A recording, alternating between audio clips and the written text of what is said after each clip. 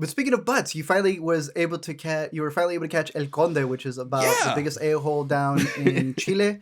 And Pablo Larraín had submitted this as like his big satire that might have been Chile's submission. It did not end up being Chile's submission, but it is on Netflix. What did you think of it?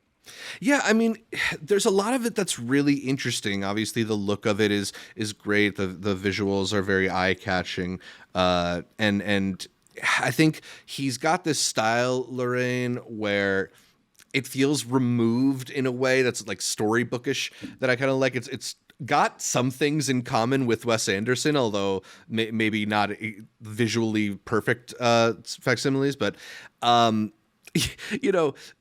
Obviously, I know Augusto Pinochet was like not a good guy, but I don't have like a emotional connection to his history, right? So I'm watching this with a bit of a remove and thinking this is kind of like a silly modern take on the vampire idea. But A lot of people can see that. yeah, but like trying to contextualize this in my head, it's like what if they did this with like George Bush or something like that?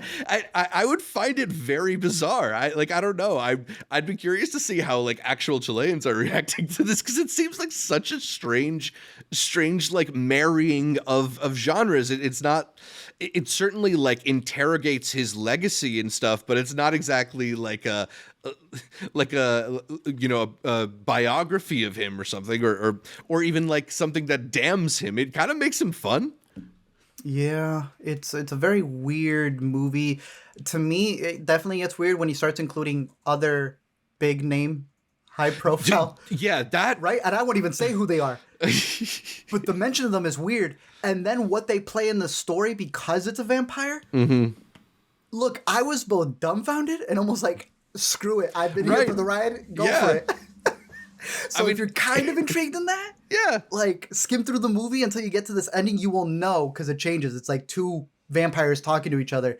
It was the weirdest thing. Yeah, I mean, I almost don't even have words for it. It is such a choice. Right? It is a huge choice, and I don't know. It's a movie that just leaves me like with my like mouth agape, which is like certainly.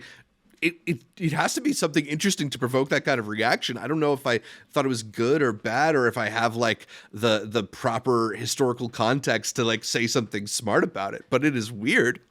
Yeah, I understood what he was trying to say of it being a lineage of like they all act the same. It's almost like they're related by blood. But what I would recommend, it's not Chile, but I want to say this is Guatemala. If you wanted a version of like taking a dictator who was committing a genocide, La Llorona from 2019, the good version.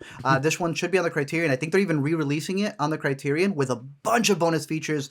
If you have the Criterion channel, you'll be able to watch it. This is a great way of not just taking that lore of La Llorona, which many of you may know, the horror story, but like applying it to the haunting of this genocidal maniac who's now under house arrest after being charged kind of the same way that what did we just say the other ones? El Conde. Is what they're doing for him there. This actually is able to make it into a genre movie that I think works a lot better. So do yourself a favor, catch that one. Maybe over El Conde, but And if you're watching it and Linda Cardellini shows up, that's the wrong. That's the wrong movie. But those are all of our movies from this week. Stuff that's playing in theaters and on streaming